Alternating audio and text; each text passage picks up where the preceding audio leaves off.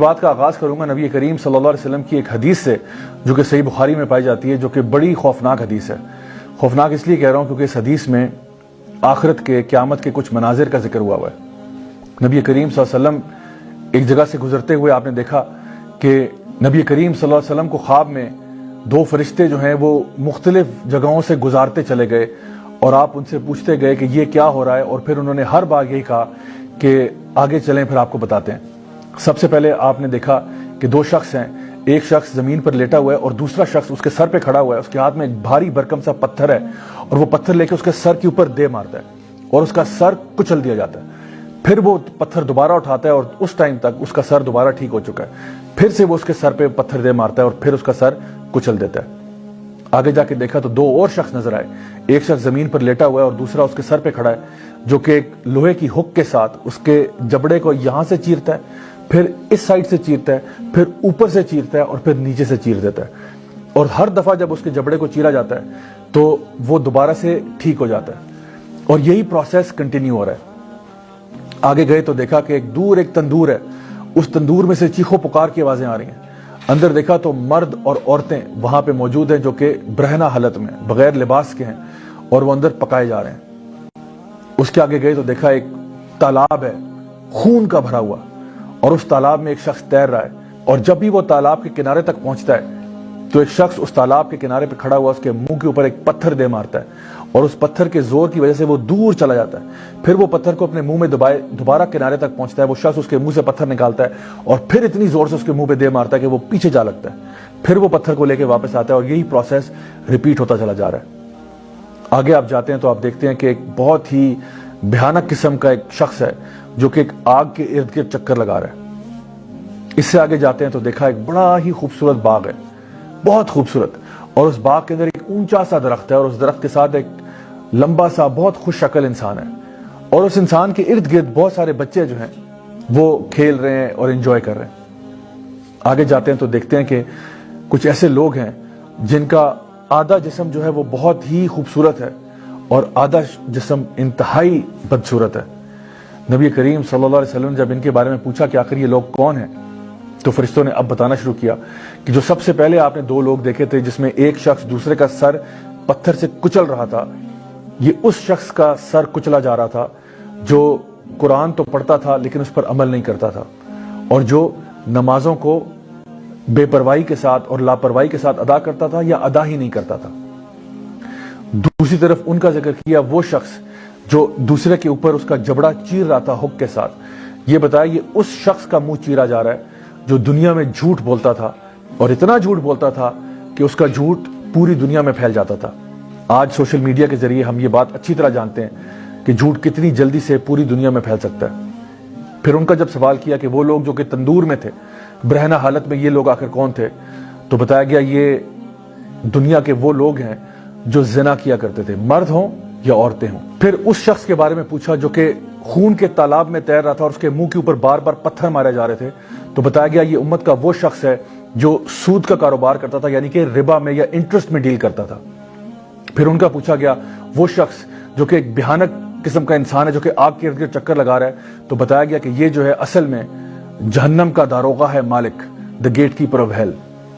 پھر پوچھا ان شخص کا وہ جو بہت خوش شکل تھے، ایک اونچے سے درخت کے ساتھ کھڑے ہوئے تھے اور ان کے ارد گرد بہت سارے بچے بھاگ دوڑ رہے تھے، تو بتایا گیا کہ یہ اصل میں ابراہیم علیہ السلام ہے، اور ان کے ارد گرد وہ سارے بچے ہیں جو کہ بالغ ہونے سے پہلے ہی فوت ہو گئے، یعنی کہ فطرت کے اوپر فوت ہو گئے۔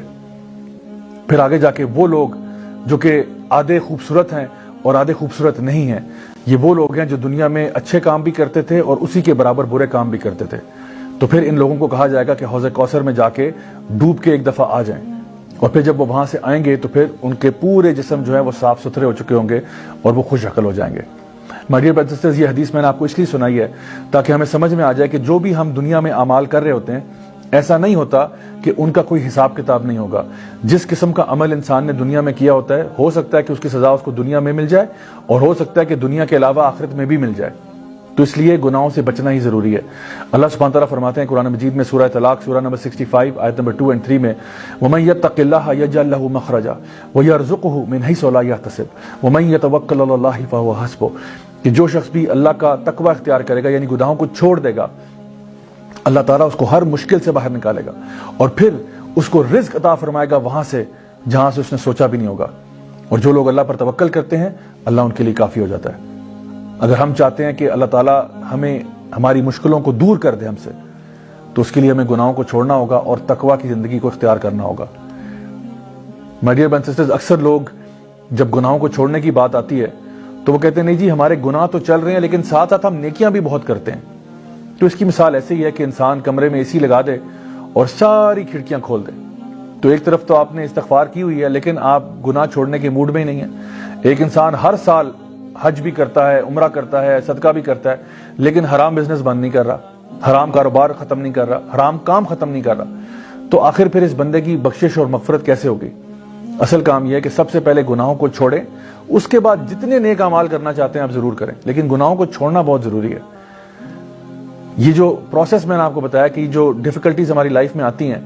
ان کی وجہ سے ہمارے گناہ جھڑ جاتے ہیں. نبی کریم صلی اللہ علیہ وسلم نے فرمایا کہ تمہیں جو ایک کانٹا بھی چبھتا ہے اس کانٹے کے چبھنے سے بھی تمہارے گناہ جھڑ جاتے ہیں. اسی طرح سے جب ہم کسی بیمار کو ملنے کے لیے جاتے ہیں تو بیماری کی حالت میں بھی انسان کے گناہ جو ہیں وہ دھل رہے ہوتے ہیں. ہمیں کہا گیا کہ اس کو کہا کرو لا بأس طہور انشاءاللہ,